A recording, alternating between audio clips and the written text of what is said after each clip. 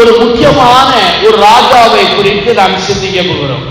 எடுத்துக்கொள்ளுங்கள் 2 ராஜாக்களின் புத்தகம் 18ஆம் அதிகாரம். 2 ராஜாக்களின் புத்தகம் 18ஆம் அதிகாரம் 5வது வாக்கியத்தை நான் வாசிக்கிறேன். எசேக்கியா இஸ்ரவேலின் தேவனாகிய கர்த்தர் மேல் வைத்த நம்பிக்கையிலே அவனுக்கு பின்னும் அவனுக்கு முன்னும் இருந்த யூதாவின் ராஜாக்களில் எல்லாம் அவனை போல ஒருவனும் இருந்தது இல்லை. இன்னைக்கு நாம் கற்றுக்கொள்ள போகிற மனிதன் பேர் எசேக்கியா ராஜா. ஒரு மனிதனை எடுத்துக்கொண்டால் எப்படி பேட்டரி செல்லிலே பிளஸ் மைனஸ் இருக்கிறதோ அதே போல ஒவ்வொரு மனிதனிடத்திலும் நிறை உண்டு, குறை உண்டு. குறையே இல்லாதவர் யார் என்றால் நம்முடைய இரட்சகராகிய இயேசுவானவர். என்னிடத்திலே குறை உண்டு, நான் ஒத்துக்கொள்வேன். ஆனால் வேதாகமத்தினுடைய புருஷர்கள், ஆபிரகாமை எடுத்துக்கொள்ளுங்கள், சிம்சோனை எடுத்துக்கொள்ளுங்கள், தானியேல், தாவீது, ஏராள மக்களை நீங்கள் வாசித்தாலும் அவர்களிடத்திலே பிளஸ் உண்டு, மைனஸ் உண்டு.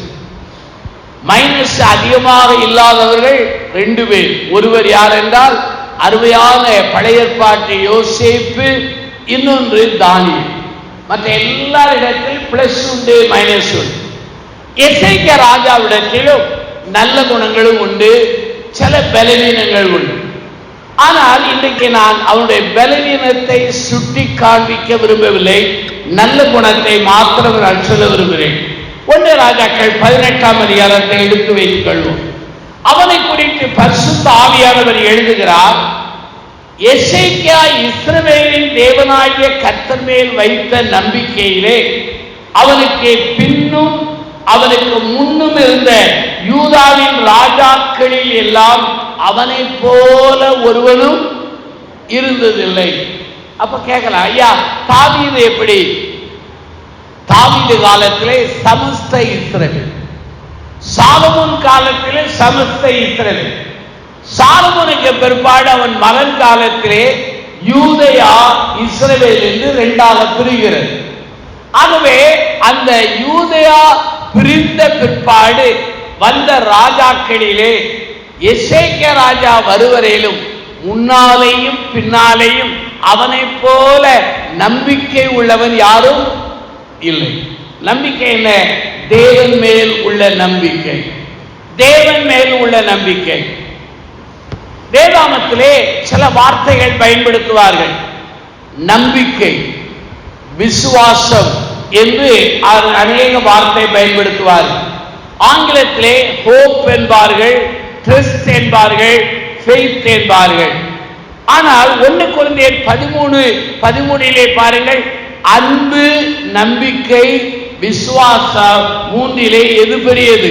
அன்பே பெரியது. அதிலே உண்மையாகவே ஹோப் என்ற வார்த்தை பயன்படுத்தப்படுகிறது. ஆனால் 2 ராஜாக்கள் 18ஆம் அதிகாரம் 5ஐ வாசித்தால் நம்பிக்கை என்கிற அந்த பதமானது ஆங்கில வேதாகமத்திலே ட்ரஸ்ட் என்று வருகிறது. ஹோப் என்று வரல, ஃபெய்த் என்று வரல, என்ன வருகிறது? ட்ரஸ்ட் என்று வருகிறது. ஒரு ஆங்கில அகராதி, அதாவது அந்த டிக்ஷனரியில் என்ன போட்டிருக்கிறது என்றால், ட்ரஸ்ட் என்றால் என்ன? Trust is based on evidence or experience என்று போடப்பட்டிருக்கிறது. ஆனால் ஃபெய்த் என்றால் என்ன? Faith is a belief on something without needing proof என்று போடப்பட்டிருக்கிறது. நான் அதை ரொம்ப விளக்கி உங்களை குழப்ப விரும்பவில்லை. ஆனால் எசேக்கியா நம்பிக்கையிலே அவனை போல முந்தியும் ராஜா இல்லை, பிந்தியும் ராஜா இல்லை. இதைத்தான் நான் இன்றைக்கு விளக்கப் போகிறேன். இந்த தேவன் மேல் உள்ள நம்பிக்கையிலே அவன் இருந்ததினாலே அவனுக்கு என்ன ஆசீர்வாதம்? நான் 3 குறிப்புகள் தான் எப்போதும் சொல்லுகிறேன். முதல் காரியம் என்ன? தேவன் மேல் நம்பிக்கையா இருந்தார். நம்ம வாழ்க்கையிலே அநேகர் நம்மேலே நம்பிக்கை வைப்பது உண்டு. சிலர் பிறர் மேலே நம்பிக்கை வைப்பது உண்டு. சிலர் கல்வியின் மேலே, தன்னுடைய படிப்பின் மேலே, தன்னுடைய பலத்தின் மேலே இவ்வாறு நம்பிக்கை வைப்பது உண்டு. ஆண்டவருடைய வசனம் சொல்கிறது, உன் சுயத்தின் மேலே நீ நம்பிக்கை வையாதே. யார் மேல் வைக்க வேண்டும்? ஆண்டவர் மேல் வைக்க வேண்டும். நீங்கள் நானும் நம்முடைய கடந்த கால வாழ்க்கையை திரும்பி பாருங்கள். மனிதர்கள் மேல் நம்பிக்கை வைத்தால் ஏமாற்றப்பட்டிருப்போம். நம்மேல் நம்பிக்கை வைத்தால் நாமும் கால் வாரப்பட்டிருப்போம். அப்படியானால் ஆண்டவர் மேலே எசேக்கியா ராஜா மிகுந்த நம்பிக்கை வைத்தார். சிலர் கேட்கலாம், எசேக்கியா ராஜாவுக்கு முதிர்ந்த வயது, ஆகவேதான் நம்பிக்கை வைத்தான். 1 ராஜாக்கள் 18 பாருங்கள். அவன் ராஜாவாகும் போது எத்தனை ஆண்டுகள்? 25 ஆண்டுகள். ராஜாவாய் மாறிய போது எத்தனை ஆண்டுகள்? 7 வயதிலே அவன் ஆண்டவர் மேல் நம்பிக்கை வைத்தான். நம்பிக்கை வைத்ததினாலே அவனுடைய வாழ்க்கையிலே 3 ஆசீர்வாதங்கள். 7வது வாக்கியத்தை பாருங்கள். கர்த்தர் அவனோடு இருந்தார். 2வது, அவன் போகிற இடமெல்லாம் என்ன ஆயிற்று? அனுகூலமாயிற்று. 3வது, அவன் அசிரியா ராஜாவை சேவிக்காமல் அவன் அந்த அதிகாரத்தை தள்ளிவிட்டார். ஆண்டவர் மேலே நம்பிக்கை வைத்தால் 3 ஆசீர்வாதம். முதல் ஆசீர்வாதம் என்ன? என்னோடு உங்களோடு யார் இருப்பார்? ஆண்டவர் இருப்பார். என்னோடு உங்களோடு ஆண்டவர் இருப்பார். 2வது என்ன? அவன் போகிற இடமெல்லாம் அனுகூலம். ஆங்கில மொழிபெயர்ப்பு என்ன வருகிறது என்றால், அவன் போகிற இடமெல்லாம் சக்சஸ், ஜெயம். கொஞ்சம் நாம யோசிச்சு பார்ப்போம், நம்ம போற இடமெல்லாம் ஜெயம் வருகிறதா? ஒரு நண்பர் சொன்னார், ஐயா எல்லாரும் இன்டர்வியூக்கு போனார்கள், நானும் போனேன். எனக்கு முன்னாலே போன நபரோடு அந்த அந்த இடம் நிரப்பப்பட்டு விட்டது, எவ்வளவு அவமானம் என்றார். இது நம்முடைய வாழ்க்கையே உண்டு. ஆனால் எசேக்கியா ராஜாவுக்கு என்ன நடந்தது? அவன் போகிற இடமெல்லாம் என்ன வந்தது? ஜெயம். 3வது என்ன? அவன் அசிரியா ராஜாவை சேவிக்காமல் அவன் அதிகாரத்தை தள்ளிவிட்டான். அப்படியானால் அவன் யாருக்கும் அடிமை அல்ல. யாருடைய அடிமைத்தனத்திலும் அவன் வாழ அவன் உதறுகிறான். அதை எதிர்க்கிற பலம் வந்தது. அருமையான சகோதரனே, சகோதரியே, ஆண்டவர் மேல் நீ நம்பிக்கை வைத்தால், கர்த்தராகிய தெய்வமாகிய இயேசு மேல் நம்பிக்கை வைத்தால், முதல் காரியம் என்ன தெரியுமா? உன்னோடு என்னோடு ஆண்டவர் இருப்பார். நான் 50 ஆண்டு ஊழியத்தை நான் திரும்பி பார்த்தேன். எப்படி இதை கடந்து வந்தது? என்னுடைய வாழ்க்கையிலே அது ஒரு ஆச்சரியமா இருந்தது. நான் எப்போதுமே எடுத்த 2 முடிவுகள், அதை நான் சொன்னா உங்களுக்கு கஷ்டமா இருக்கு. எல்லாரையும் நேசிப்பேன், ஆனா யாரையும் நம்புவதில்லை. யாரை மாத்திரம் நம்புவேன்? ஆண்டவரை மாத்திரம் நம்புவேன். ஆனால் நீங்கள் என்ன செய்வீர்கள்? எல்லாரையும் நம்புவீர்கள், யாரை நேசிப்பீர்கள்? ஆண்டவரை, ஆண்டவர் மேல் அன்பு கூறுவீர்கள். நான் செய்கிறது என்ன? எல்லாரையும் அன்பு கூறுவேன், யாரையும் வெறுப்பதில்லை, என விரோதி கிடையாது. ஆனா நான் நம்புகிறது யார் தெரியுமா? தெய்வம் ஒருவர் தான்.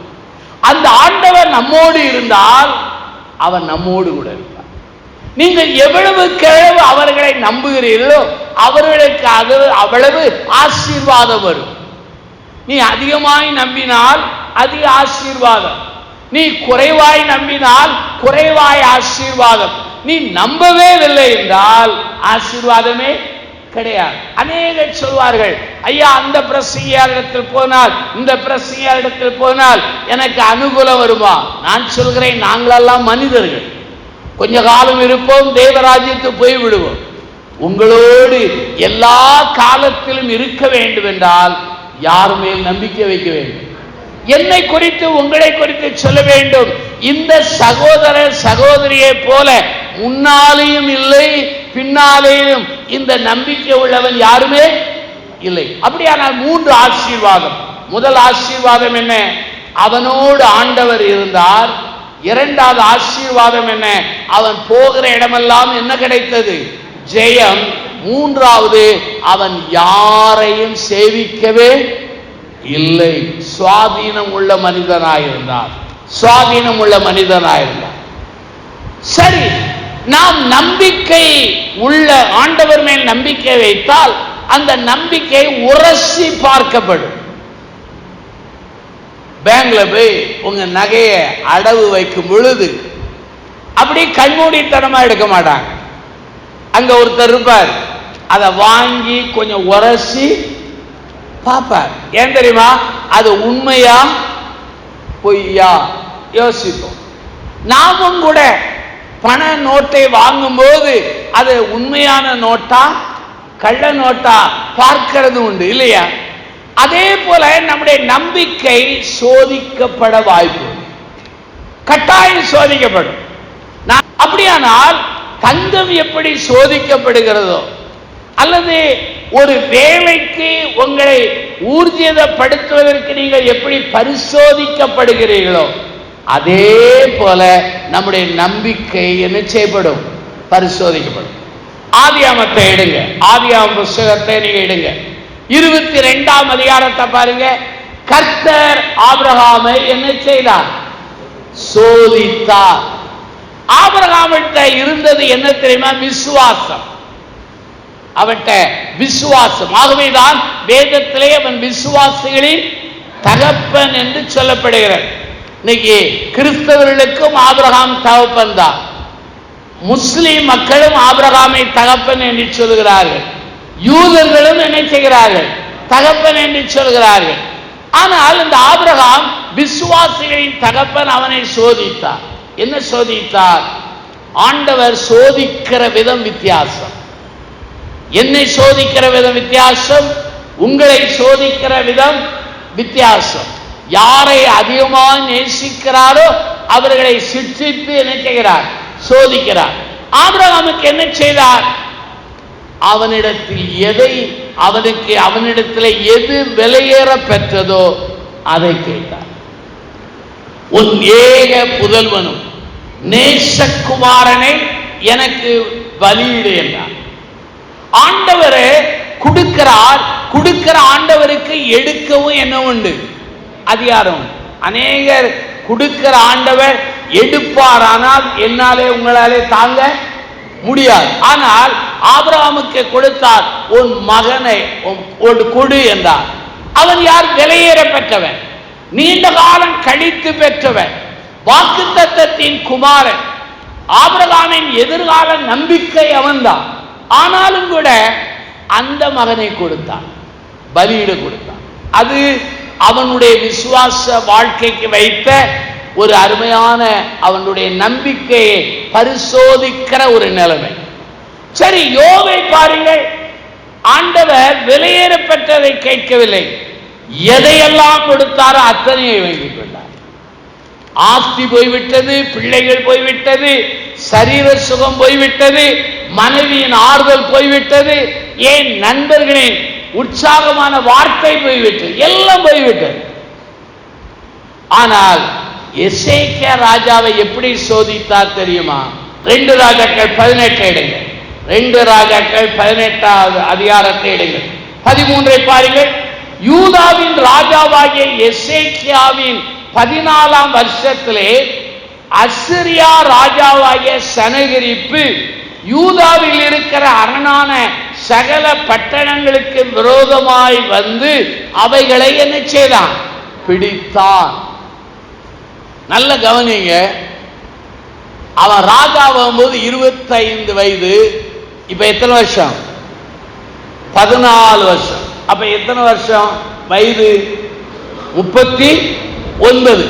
அவனுக்கு ஆயுசு நாடு கூட்டி கொடுக்கப்பட்டது எவ்வளவு? 15. 54ஓடு அவன் வாழ்க்கை முடியுது. ஆண்டவர் நமக்கு பிறப்பு தேதியை அவர் குறித்திருக்கிறார். ஓரளவு நமக்கு பிறப்பு தேதி தெரிகிறது. ஆனா இறப்பு தேதியும் அவருக்கு கையில உண்டு. அது நமக்கு தெரியவே தெரியாது. ஆனால் இந்த 39வது வயது வரையிலும் அது பிரச்சனையே கிடையாது. அனுகூலம் கர்த்தர் கூட இருந்தார். அவனுடைய வாழ்க்கையில பாருங்கள், அடிமைதன். இப்ப அசிரியா ராஜா வந்து எல்லா யூதா பட்டணங்களை பிடித்து கொண்டார். இப்பதான் பிரச்சனை. ஆனா அந்த 14 ஆண்டுகள் அவனுக்கு பிரச்சனை இல்லை. என் வாழ்க்கையில, உங்க வாழ்க்கையில வியாதி, குழந்தை இல்லாத காலம், வேலை இல்லாத சூழ்நிலை, மாமியார் கொடுமை, வீடு இல்லாத சூழ்நிலை, பண கஷ்டம், வறுமை, இப்படிப்பட்ட நிலையில நம்ம ஜெபம் எல்லாம் உச்ச கட்டத்தில் இருக்கும் இல்லையா? ஜெபம் இருக்கும், உபவாசம் இருக்கும், அங்கே கண்ணீரோடு ஜெபிக்கிற அனுபவம் இருக்கும். போகாத ஊழிய இடங்களுக்கு போவோம், எழுதாத ஊழியக்காரர்களுக்கெல்லாம் என்ன செய்வோம்? கடிதம் எழுதுவோம். ஆலயம் எப்போது திறந்தாலும் அவர்கள் உட்கார்ந்து இருப்பார்கள். ஆனால் இது உலகம் என்று நடக்கிற சம்பவம். ஆனா இந்த பிரச்சனை தீர்ந்துட்டுன்னு வைங்க, நம்ம விசுவாசம் எப்படி ஆயிரும்? அப்படியே போயிடும். இந்த 14 ஆண்டுகளிலே அவன் நம்பிக்கை தளர்ந்துட்டு. எப்படி நான் சொல்றவாங்க, 2 ராஜாக்கள் 18 எடுங்க. அப்பொழுது யூதாவின் ராஜாவாகிய எசேக்கியா 14, 2 ராஜாக்கள் 18-14, லாயீஸ் உள்ள அசிரியா ராஜாவுக்கு ஆள் அனுப்பி, நான் குற்றம் செய்தேன், என்னை விட்டு திரும்பி போம், நீர் என்மேல் சுமத்துவதை சுமப்பேன் என்று சொன்னான். அப்படியே அசிரியா ராஜா யூதாவின் ராஜாவாகிய எசேக்கியாவின் மேல் 300 தாலந்து வெள்ளியையும் 30 தாலந்து பொன்னையும் சுமத்தினான். இவன் என்ன குற்றம் செய்தான்? குற்றம் செய்யவே வம்புக்குவே மாற்றான். ஐயா, நீர் என்ன செய்தி? ஏனென்றால் அசிரியா ராஜா அக்காலத்திலே ஒரு பெரிய சாம்ராஜ்ய ராஜா, அதனால பயந்து போனான். இப்ப அவன் நம்பிக்கை ஆண்டவர் மேல அல்ல, யார் மேல வந்துட்டு? அசிரியா ராஜா சொல்ற, நீர் என்ன கப்பம் கட்ட சொன்னாலும் நான் கப்பம் கட்டுகிறேன் சொல்லிவிட்டு 300 தாலந்து வெள்ளியும் 30 தாலந்து பொன்னை சுமத்தினான். உடனே அதை தன் அரண்மனையில் உள்ள அகப்பட்ட எல்லா வெள்ளியும் பொக்கிஷத்தையும் கொடுத்தார், கர்த்தரின் ஆலயத்தில் உள்ளதையும் கொடுத்தார். 15, 16 பாருங்க. யூதாவின் ராஜாவாகிய எசேக்கியா கர்த்தருடைய ஆலயத்தின் கதவுகளிலும் நிலைகளிலும் தான் அழித்திருந்த பொன் தகடுகளை கழற்றி அவைகளையும் யாருக்கு கொடுத்தான்? அப்ப பொருள் என்ன தெரியுமா? தான் பொருத்தனை பண்ணி, ஒருவேளை நான் கற்பனையா சொல்றேன், பொருத்தனை பண்ணி ஆலயத்தின் கதவுல மாட்டிருந்த தங்க தகடுகளையும் என்ன செய்தான்? கொடுத்துட்டான். கொடுத்த உடனே அசிரியா ராஜா போயிருவான்னு நினைச்சான். அசிரியா ராஜா என்ன நினைச்சான்? கப்பமே இவ்வளவு கொடுத்தான்னா அவங்ககிட்ட எவ்வளவு இருக்கு? போகவே இல்லை, அங்கே நின்றுட்டான்.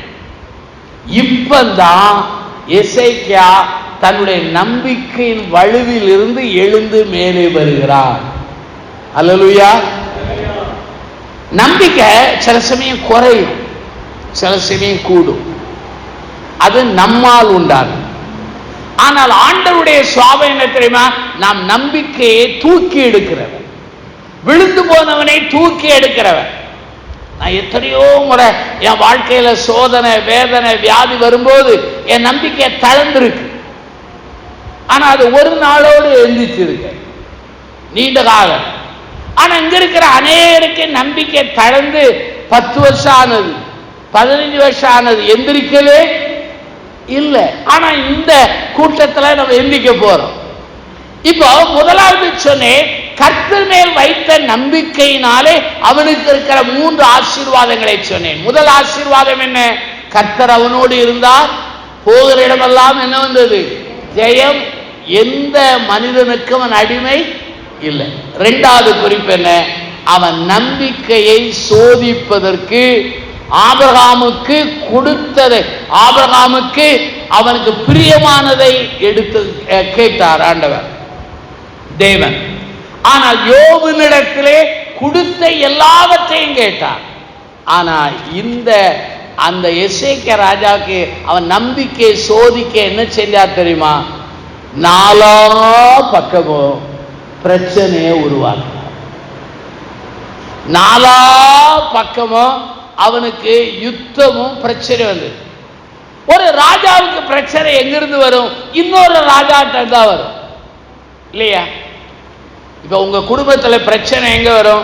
ஒண்ணு மாமியார்கிட்ட இருந்து வரும், அல்ல மருமகிட்ட இருந்து வரும், அல்ல புருஷன்கிட்ட இருந்து, வேற யார்கிட்ட வராது. நம்ம வீட்டாருக்கு எங்க பிரச்சனை வரும்? பக்கத்து வீட்டுக்காரங்கிட்ட இருந்து வரும். சபையில் உள்ள மூப்பர்களுக்கு எங்க இருந்து பிரச்சனை வரும்? மூப்பர்கிட்ட இருந்து தான் என்ன செய்யும்? வரும் இல்லையா? ஆனா ஊழியக்காரர்களாகிய எங்களுக்கு பிரச்சனை எங்க இருந்து வருமா? ஊழியர்கிட்ட தான் என்ன செய்யும்? வரும். இங்க அவன் வாழ்க்கையிலே 3 இடத்துல அவனுக்கு பிரச்சனை நேரிட்டது. அந்த 3 இடத்திலும் அவன் நம்பிக்கையை வெளிப்படுத்தினான். எப்படி தெரியுமா? முதலாவது யுத்தம், போர்க்களத்திலே தன்னுடைய நம்பிக்கையை என்ன செய்தான்? 2 ராஜாக்கள் 18-19. ரப்சாக்கே அவர்களை நோக்கி, அசிரிய ராஜாவாகிய மகாராஜாவானவர் உரைக்கிறது, நீங்கள் எசேக்கியாவுக்கு சொல்ல வேண்டியது என்னவென்றால், நீ நம்பி இருக்கிற இந்த நம்பிக்கை என்ன? அதாவது அசிரிய ராஜாவின் சேனாதிபதி ரப்சாக்கே சொல்லுகிறான், நீ யுத்தத்துல யார நம்புற? யுத்தத்துல நீ தேவனை நம்புகிறாயோ? பாருங்கள் 20. யுத்தத்திற்கு மந்திர ஆலோசனை வல்லமை உண்டு நீ சொல்லுகிறாயே, அது வாய் பேச்சே அன்றி வேறல்ல. என்னை விரோதிக்கும்படி நீ யார் மேல் நம்பிக்கை வைத்திருக்கிறாய்? யார் மேல் நம்பிக்கை வைத்திருக்கிறாய் என்றார். அப்ப என்ன அர்த்தம் தெரியுமா? ஆண்டவர் மேலே இவன் நம்பிக்கை வைத்தால், ஆனால் எதிரி ராஜா சவால் விடுகிறான், நீ யார் மேல் நம்பிக்கை வைத்தாய்? நான் எல்லா நாடுகளையும் போராடி ஜெயித்தேன், அவர்களுடைய தெய்வங்கள் அவர்களை காப்பாற்றவில்லை, நீ ஆண்டவர் மேல் நம்பிக்கை வைக்கிறாயோ என்று சொல்லி அங்கே அவன் பேசுகிறான். அது மாத்திரமல்லாமல் அந்த எசேக்கியா ராஜா சொல்கிறார், அசிரிய மொழியிலே பேசும். அவனுடைய வேலைக்கார சேனாதிபதி சொன்னார்கள், யூத மொழியிலே பேசாதிருங்கள். ஆனால் அவன் அதே மொழியிலே பேசினான். காரணம் என்ன தெரியுமா? அங்கே எசேக்கியா ராஜா அங்கே யுத்த களத்திலே, அவன் இராணுவ களத்திலே அல்லது சேனைகளின் போராட்டத்திலே யாரை நம்பினான்? ஆண்டவரை. அருமையானவர்களே, உங்க வாழ்க்கையில எந்த பிரச்சனை வந்தாலும் அந்த பிரச்சனையில என்ன செய்யணும் தெரியுமா? ஆண்டவர் மேல என்ன செய்யணும்? நம்பிக்கை. ஆண்டவர் மேல நம்பிக்கை. நான் இவ்வளவு வருஷம் ஊழியம் செய்றேன், நான் பணத்து மேல நம்பிக்கை வைக்கல, என்னை ஆதரிக்கிற மக்கள் மேல நம்பிக்கை வைக்கல. 50 வருஷம் என் ஊழியத்துல 2 ஊழியக்காரங்க தான். ஒண்ணு நான், ஒண்ணு இன்னொன்னு என் தம்பி ஒருவர், அவ்வளவுதான். வேற யாரும் ஊழியக்காரங்க கிடையாது. எல்லாரும் சொல்லுவாங்க, என்ன பிரதர் விரிவாக்கம் இல்லையே? நான் சொன்னேன், அன்பில விரிவாக விரும்புகிறேன், பரிசுத்தத்திலே விரிவாக விரும்புகிறேன், உண்மையிலே விரிவாக விரும்புகிறேன், உத்தமத்திலே விரிவாக விரும்புகிறேன், தாழ்மையிலே விரிவாக விரும்புகிறேன். இதுல நான் விரிவாக விரும்பவே இல்லை. என்றால் நம்ம பரலோகத்துக்கு போகும்போது எதுவும் நம்மோடு வராது. நீங்க கட்டின ஆலயம் உங்க கூட வருமா? வரவே வராது. இதுல ஆராதிக்கிறோம், பாராட்டுகிறேன். அப்போ யுத்த களத்திலே இந்த எசேக்கியா ராஜா யாரை நம்பினான் என்றால் கர்த்தரை நம்பினான். முதல்ல அவனுக்கு நம்பிக்கை குறைந்தது. ஆனா அசிரிய ராஜா போகலன்னு தெரிஞ்ச உடனே அவன் நேர ஆண்டவர் சன்னிதானத்தில் விழுந்தான். ஆண்டவர் சன்னிதானம் விழுந்தான். எனக்கு உபத்திரம், பாடுகள், நிந்தைகள், எதிர்ப்புகள் அநேகர் எனக்கு விரோதமாய் எழும்பும் போது நான் எங்கேயும் போக மாட்டேன், தேவ சமூகத்தில் விழுந்து கிடந்து உபாசிப்பேன். ஆண்டவருடைய வல்லமை பெரிய வல்லமை. மேலே வானமும் கீழே பூமியும் சகல அதிகாரம் யாருக்கு கொடுக்கப்பட்டிருக்கிறது? அவருக்கு கொடுக்கப்பட்டிருக்கிறது. ஒரு சின்ன கிராமத்துக்கு போயிருந்தேன், 3 நாள் கன்வென்ஷன். அந்த ஆலயம் சின்ன ஆலயம், அந்த காம்பவுண்ட் பெரிய காம்பவுண்ட். இந்துக்கள், முஸ்லிம்கள், கிறிஸ்தவங்க எல்லாரும் அங்க விளையாடுவாங்க அந்த காம்பவுண்டில். நான் 4 மணிக்கு ஆயத்தம் பண்ணி விட்டு ஆலயத்தின் வாசல்ல உட்கார்ந்துருந்தேன். அந்த பிள்ளைகள் விளையாடுறத பார்த்துருந்தேன், தம்பிமார் தங்கச்சிமார். ஒரு பையன் சட்டை இல்லை, மெலிந்திருந்தான், எலும்புருக்கு வியாதி போல அவனுக்கு காணப்பட்டது. ஒரு பலூனை எடுத்து அப்படியே ஊதுறான், ஊதி பெருசாக்குறான். அதை ஊதி முடிச்சு போடும்போது அது முடிச்சு போட முடியல, காத்து வெளியே போயிடுச்சு. ஒரு தடவை 2 தடவை இப்படி செய்து கொண்டே இருந்தான். நான் இந்த சம்பவத்தெல்லாம் பார்ப்பேன், ஏன் தெரியுமா, எங்கேயாவது பிரசங்கத்துக்கு உதவும். ஆனா என்ன நடந்தது, ஒரு வாலிபன் வந்தான், தம்பி உன்னால இந்த பலூனை ஊத முடியல. ஆமாண்ணா, நான் ஊதுகிறேன் என்று அவன் வாயை எடுத்து அந்த வாயிலே வைத்து பலூனை ஊதுனான். உங்களுக்கு தெரியும், சின்ன பையன் ஊதுறதுக்கும் வாலிபன் ஊதுறதுக்கும் வித்தியாசம். ஊதுனா ஒரே நேரத்திலே ஊதி விட்டான். நான் பார்த்துக்கிட்டே இருக்கேன், இன்னும் ஒரு விஷயத்துல அது வெடிக்கிற போல இருந்துச்சு. என் காதை பொத்திக்கிட்டேன், வெடிக்க போகுது. அந்த சின்ன பையன் அவனை பார்த்துக்கிட்டே இருந்தான். உடனே அவன் சொன்னான், நான் ஊதிட்டேன், நீனும் ஊதணும்ல. ஆமா என்ன, அவன் ஊதுனது அவன் வாயில வந்து ஊதுனான். இவன் ஊதுற உடனே பலூன் வெடிச்சு ஓன்னு அழுதான். அவன் சொன்னான், நான் ஊதி வெடிக்கல, நீ ஊதி வெடித்த. அப்பதான் புரிஞ்சுக்கிட்டேன், உங்க பிரச்சனையை கொண்டு போய் மனுஷங்கிட்ட கொடுங்க, ஊதுவான் ஊதுவான் ஊதுவான். வெடிக்கும் போது யாரு கையும் கொடுப்பான்? எனக்கு தெரிஞ்ச அநேக குடும்பம் கனவு மனைவி பிரச்சனை இருக்கும், அவங்க பிரச்சனையை தீர்க்க மாட்டாங்க, இன்னொருத்தர் கொடுப்பாங்க. ஊதி 2 பேரையும் விவாகரத்து வரையிலும் கொண்டு போயிடுவான். ஒண்ணு நாம் ஊதணும், நமக்கு பலம் கிடையாது, யார்கிட்ட கொடுக்கணும் சொல்லுங்க. இதத்தான் எசேக்கியா செஞ்சான். முதல்ல ஊதி பார்த்தான், தங்கத்தை வெள்ளியெல்லாம் கொடுத்து பார்த்தான், ஒண்ணு இல்லை.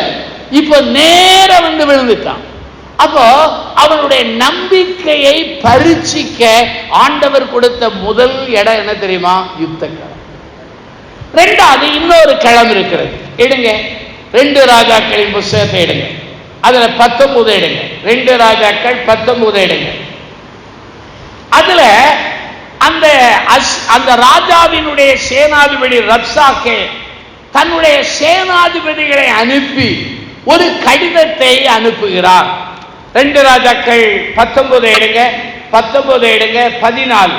எசேக்கியா ஸ்தானாதிபதிகளின் கையில் இருந்த நிருபத்தை வாங்கி வாசித்த பின்பு அவன் கர்த்தரின் ஆலயத்திற்கு போய் அதை கர்த்தருக்கு முன்பாக விரித்து என்ன செய்தான்?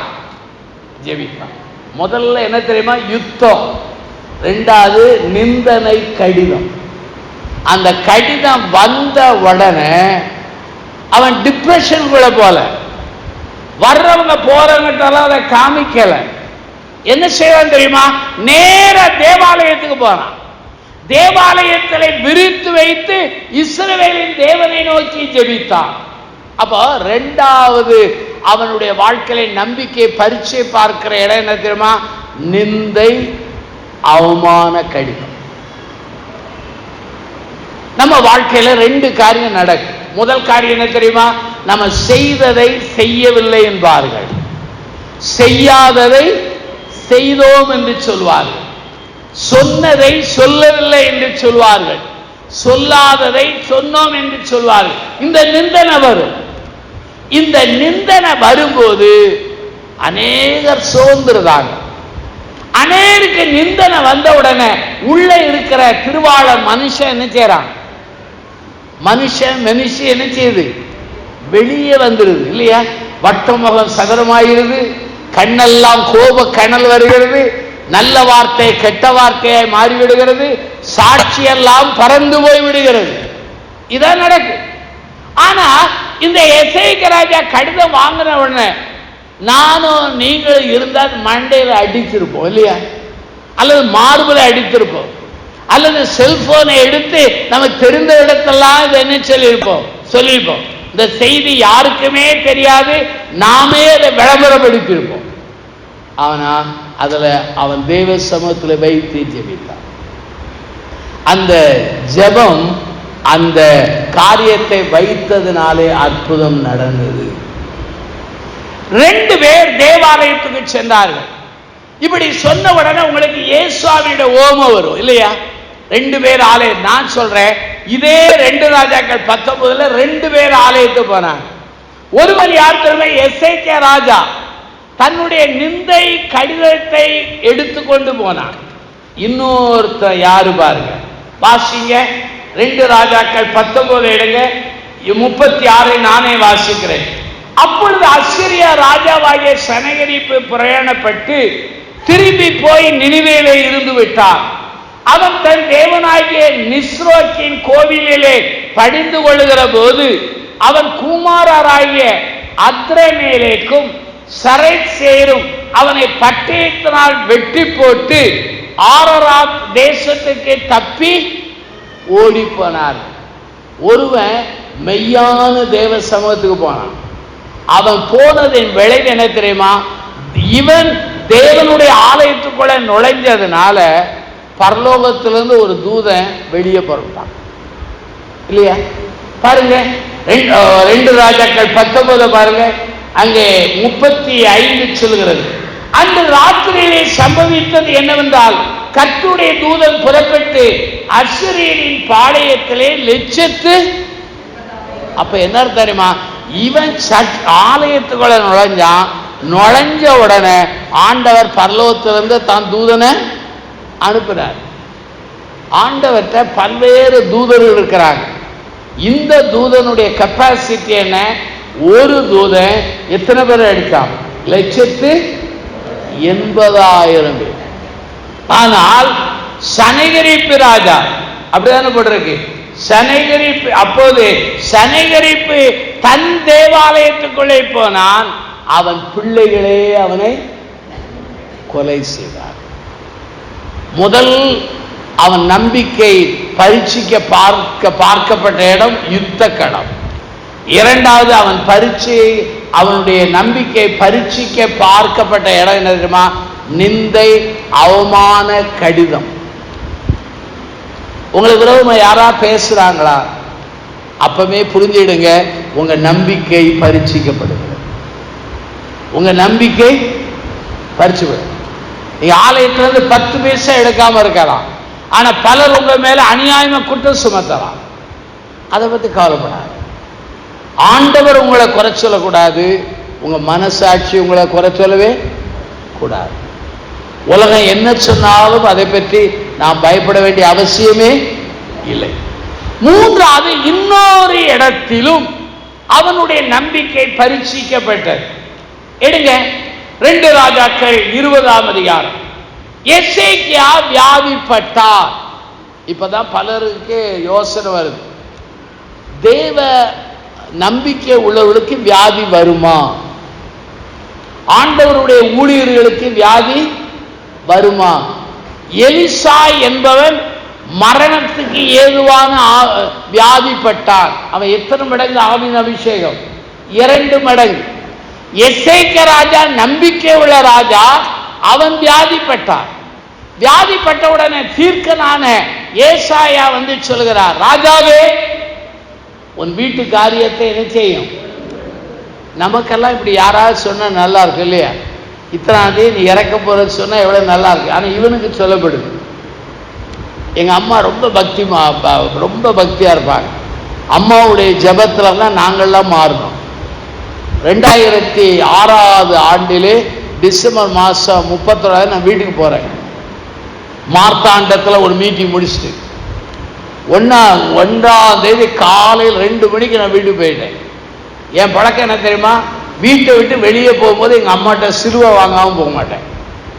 1ஆம் தேதி வந்தால் அம்மாட்ட ஆசீர்வாதம் வாங்குவேன். எங்கள் வீட்டில் எனக்கு இந்த எனக்கு மட்டும் இந்த பழக்கம் உண்டு. அன்னைக்கு போய் அம்மாட்ட போய் சிலுவை வாங்க போகிறேன். அம்மா என்னை கூப்பிட்டு சொன்னாங்க, மகனே 3ஆம் தேதி நான் இறந்து போவேன். ஏம்மான்னு கேட்டேன். எனக்கு ஆண்டவர் வெளிப்படுத்திட்டார். நான் சொன்னேன், ஏம்மா நான் திருமணம் ஆகாமல் ஊழியம் செய்கிறேன், என் கூட நீங்கள் அநேக இடங்களுக்கு ஊழியத்து வருவீங்க, அதனால நீங்கள் இருந்தால் எனக்கு பலனுமான்னு.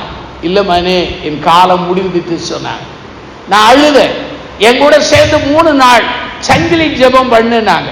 நானும் அம்மாவும் தனித்தனியாக ஒரு 1 மணி 2 மணி நேரம் ஜெபம் பண்ணிக்கிட்டே இருந்தோம். 3ஆம் தேதி சாயங்காலம் என்ன என் தம்பி தங்கச்சி எல்லாரையும் அழைத்து ஜோம் பண்ணி ஆசீர்வதித்து வெளியே உட்காருங்க. நாங்கள் வெளியே உட்கார்ந்ததும் அம்மா நல்ல வெள்ளை சேலை வெள்ளை சட்டை போடுவாங்க. அதை துணியை மாற்று நல்ல புது ஒயிட் சாரி எல்லாம் கட்டிட்டு முகத்தை கழுவிட்டு அப்படியே படுத்தாங்க. நாங்களும் ஒரு அரை மணி நேரம் பேசிட்டு அம்மா எப்படி இருக்காங்க உள்ளே போய் பார்த்தா அப்படியே கண்ணை மூடி தூக்கிட்டாங்க. எங்களுக்கு ரொம்ப அதிர்ச்சி. ஆனா இறந்ததுக்கு அடையாளம் இல்லை, மூச்சு பேச்சு இல்லை. டாக்டர் அழைத்து சொன்னாங்க இறந்துட்டாங்க. அவ்வளவு பிரகாசம். அந்த சூழ்நிலை போல இங்கே பாருங்க, எசேக்கியா ராஜாவுக்கு வீட்டு காரியத்தை ஒழுங்குபடுத்து. இக்காலத்தில் ஏராள தீர்க்கர்கள் இருக்கிறாங்க. பட்டணத்துக்கு ஒரு 50 தீர்க்கர்கள் இருக்காங்க. வெளிப்பாடு சொல்றாங்க. அக்காலத்தில் தீர்க்கர் யாருதான்? ஏசாயா தான். அவர் சொன்ன தீர்க்கதரிசனம் ஒண்ணு கூட தரையிலே விழாது. ஆனா இப்போ தீர்க்கர்கள் சொல்லுகிறதுல சிலர் சொல்ற தீர்க்கதரிசனம் 25% நடக்கும், சிலர் சொல்றது 50 நடக்கும், சிலர் சொல்வது 100 நடக்கலாம். என்ன நடந்தது? இவர் சொல்லிவிட்டு போகிறார். அப்போ இதுதான் சுப்ரீம் கோர்ட் தீர்ப்பு இல்லையா? ஏசாயா சொல்லிட்டார்னா உடனே ஏசாயாட்ட கெஞ்சற, ஐயா எனக்காக ஜெபம் பண்ணுங்க. எனக்கு வேண்டல. அவன் உடனே போன பிறகு சுவர் பக்கம் திரும்பி அழுதான். ஆண்டவரே, நான் எவ்வளவு உண்மையாய் இருந்தேன் என்பதை, உண்மையும் மன உத்தமாய் நடந்தேன், உமது பார்வைக்கு நலமானதை செய்தேன் என்றான். அவன் அரண்மனை வாசல கடக்கல. ஆண்டவர் ஏசாயிட்ட நீ அங்கே போ, திரும்ப போ. அவன் கண்ணீரை கண்டேன், அவன் விண்ணப்பத்தை கேட்டேன். அவருடைய ஆயுசு நாளிலே எத்தனை ஆண்டுகள் கூட்டுவேன்? 15 ஆண்டுகளை கூட்டுவேன் சொன்னார். அப்ப என்ன தெரியுமா? அவனுக்கு மரணம் வரும் என்று தீர்க்கதரிசனம் சொல்லப்பட்ட சூழ்நிலையிலும் கூட அவனுடைய நம்பிக்கை உரசி பார்க்கப்பட்டது. அந்த நம்பிக்கையில தெய்வத்தை தேடினான். தேடிய போது ஆண்டவர் யுத்த களத்திலும் அவன் நம்பிக்கை பரிசோதிக்கப்பட்டது. நிந்தனை கடிதம் வரும்போதும் அவனுடைய நம்பிக்கை பரிசோதிக்கப்பட்டது. மூணாவது என்ன தெரியுமா? அவன் வாழ்க்கையில மரண செய்தி அல்லது தீர்க்கதரிசன வெளிப்பாடு வந்த போதிலும் அவன் நம்பிக்கையை விடவே இல்லை. ஆண்டவரால் எதையும் மாற்றி அமைக்க முடியும். நான் 50 வருஷம் வேலை செஞ்சாலும் நான் தைரியமா சொல்வேன், இன்னைக்கு வரையிலும் என் தெய்வத்தை என்னால் புரிந்து கொள்ளவே முடியவே இல்லை. 2 குறிப்பு சொன்னேன். நம்பிக்கை இருந்ததினால் கிடைத்த ஆசீர்வாதம் 3. 2வது, 3 இடங்களிலே நம்பிக்கை சோதிக்கப்பட்டது, பரீட்சிக்கப்பட்டது. யுத்த களம், நிந்தனையின் கடிதம், 3வது மரண சூழ்நிலை. சரி, இந்த நம்பிக்கையிலே வாழ்ந்ததினாலே எசேக்கியாவுக்கு என்ன புதிதான ஆசீர்வாதம் கிடைக்கும்? எடுங்க 2 ராஜாக்கள் 19:35 வாசிங்க. அந்த ராத்திரியிலே சம்பவித்தது என்னவென்றால், கர்த்தருடைய தூதன் புறப்பட்டு அசீரியரின் பாளையத்திலே 180,000 பேரை சங்கரித்தான். அதிகாலமே எழுந்திருக்கும் பொழுது இதோ அவர்கள் எல்லாரும் எப்படி இருந்தார்கள்? எசேக்கியா ராஜாவாலே இவ்வளவு வீரரையும் ஜெயிக்க முடியாது. ஆனால் ஆண்டவர் ஒரு தூதனை அனுப்பி ஜெயம் கொடுத்தார். அப்படியானா நீங்களும் நானும் நம்பிக்கையில் இருந்தால் நமக்கு கிடைக்கிறது வெற்றி. அல்லேலூயா, வெற்றி கிடைக்கும். 2வது என்ன கிடைக்கும் தெரியுமா?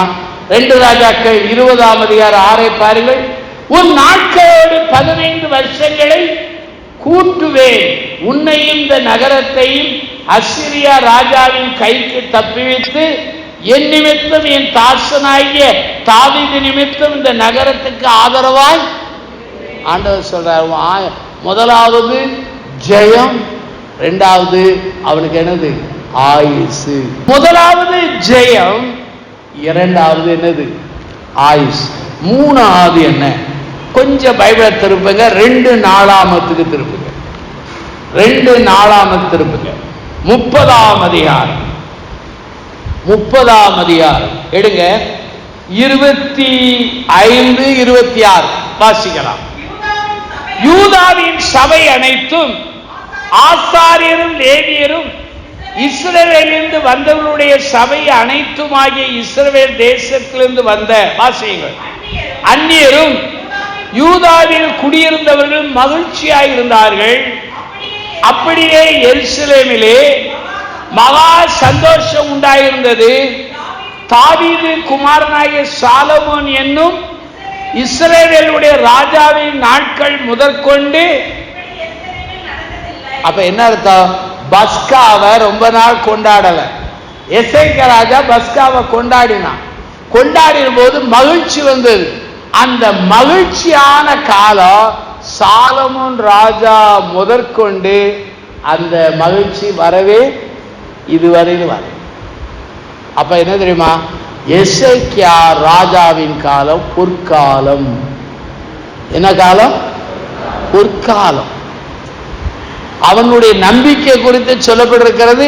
யூதாவின் ராஜாவிலே அவனை போல முன்னாலும் இல்லை. இங்க சொல்லப்படுகிறது அவன் காலத்தில் இருந்த பஸ்காவை போல அந்த மகிழ்ச்சியை போல நடந்தது. அப்ப 3 ஆசீர்வாதம், கூடுதலான ஆசீர்வாதம் என்ன? 1 ஜெயம், இன்னொன்று ஆயுசு, 3வது என்னது? பொற்காலம்.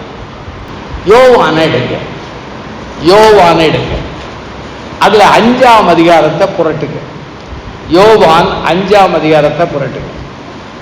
இந்த 5ஆம் அதிகாரத்துல 1 to 9 வாக்கியங்களை மனசுல வாசித்து பாருங்க. பெதஸ்தா என்கிற ஒரு குளம் எருசலேமிலே இருக்கிறது. அந்த குளத்தை பிணியாளிகள் இருக்கிறாங்க. நான் அடிக்கடி இந்த பெதஸ்தா குளத்தை கவர்மெண்ட் ஆஸ்பத்திரின்னு வச்சிருப்பேன். ஏன்னா கவர்மெண்ட் ஆஸ்பத்திரி போல எல்லா வியாதிஸ்தலும் இருக்காங்க. அந்த பெதஸ்தால ஒரு விசேஷம் என்னன்னா, ஒரு குளம், திடீர்னு ஒரு தூதன் வருவான், தண்ணியை கலக்குவான். யாரு முந்தி போறாங்களோ அவங்க சோகலை. ஒருத்தன் 38 ஆண்டுகள் வியாதி. ஏசு சுவாமிக்கு வயசு எத்தனை? 30 33 தான். அப்ப இவர் பிறக்கிறதுக்கு முன்னாலே அவர் எங்க இருக்காரு? அவர் வியாதியா இருக்கார். அப்ப என்ன? வெளியே உள்ள செய்தி அவருக்கு அறிந்து கொள்ள வாய்ப்பு. இப்பன்னா வாட்ஸ்அப் இருக்கு, ட்விட்டர் இருக்கு, என்னெல்லாமோ இருக்கு இல்லையா? அந்த காலத்துல ஒண்ணுமே கிடையாது. இவன் பார்க்க ஆண்டவர் போறார். ஆண்டவர் போன உடனே கேட்டார், நீ சுகமாக வேண்டும் என்று. அவனுக்கு அந்த மனுஷனுக்கு வேறு யாருன்னே தெரியாது. அவன் சொல்றான், ஆண்டவரே இந்த குளத்துல இருக்கிறேன், தூதம் வரும்போது முந்தி போலான்னு நினைச்சா யாராவது ஒருத்தன் முந்தி போயிருந்தான், என்னை கொண்டு போக யாரும் இல்லை. இந்த சம்பவத்தை நான் வாசித்த போது சில குறிப்பு வந்தது. இந்த 38 வருஷம் உள்ளவனுக்கு முதல்ல குளத்தின் மேலே நம்பிக்கை, இரண்டாவது அந்த இடத்தின் மேலே என்னது? நம்பிக்கை. மூணாவது யார் மேலே நம்பிக்கை? தூதன் மேலே நம்பிக்கை. நான்காவது என்ன தெரியுமா? யாராவது என்னை கொண்டு போவார்களோ என்று மனிதர்கள் மேல் நம்பிக்கை. இந்த 4 நம்பிக்கை வீணானது. ஆனா இயேசுவானவர் எழுந்து நடன்னு சொன்ன அவர் வார்த்தையை நம்பி எழுந்தான் சொன்னார். நான் என்ன சொல்லி முடிக்கிறேன் தெரியுமா? பழைய ஏற்பாட்டில் எசேக்கியா, புதிய ஏற்பாட்டிலே நாம் என்ன சொல்றோமா? இடத்தை நம்பாதீங்க. எல்லாரும் எழுந்து நிற்போம்.